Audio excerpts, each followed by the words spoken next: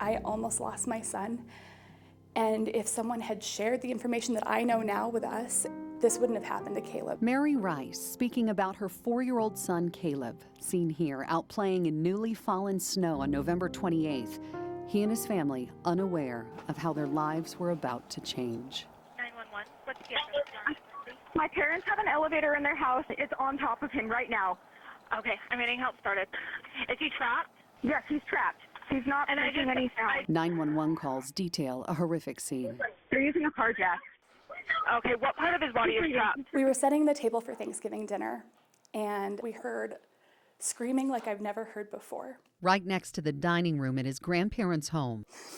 It is a sound unlike anything I've heard before, and I never want to hear it again, but we heard him screaming, and it kept getting louder and louder and louder and more frantic, and we could hear the elevator door rattling. Caleb was trapped in the small space between the elevator's accordion door and the door that conceals the elevator. And he just kept screaming and screaming and screaming, and then it went silent.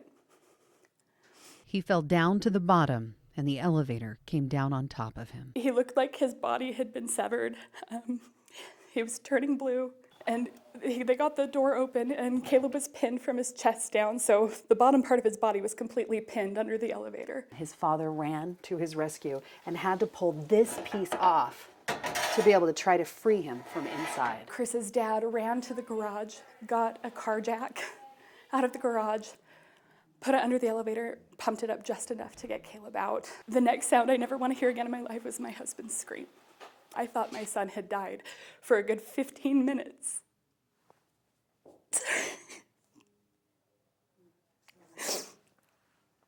For a good 15 minutes, I didn't know if my son had survived.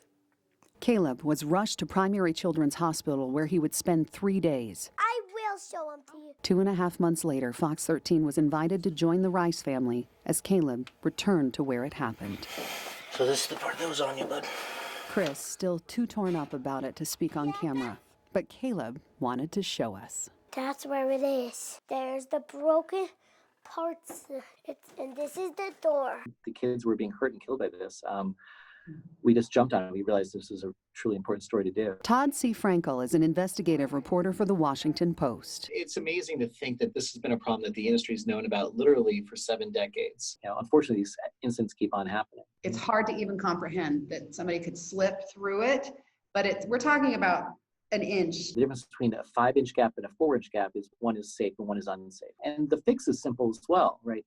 Talking about maybe $100 retrofit of sticking basically a spacer in between the two doors so that that gap is closed off. One of the largest and most well-known elevator companies, Otis, took action nearly 2 decades ago. When there was another boy killed in one of their elevators in 2001, they subsequently went out and fixed all of their elevators, every single one. But other elevator makers haven't been as proactive. There's 500,000 elevators out there. Many of them have this hidden hazard that folks don't know about. Frankel has spoken with at least a half dozen families where children have been killed or seriously injured in in-home elevator incidents. It's an incredibly gruesome, horrific accident when it occurs. I was in the deepest, darkest place while the elevator stopped. As horrific as this was for Caleb and his family, No more elevator talk in front of me. they consider themselves lucky. Yeah, my chocolate coins are the best coins in the world.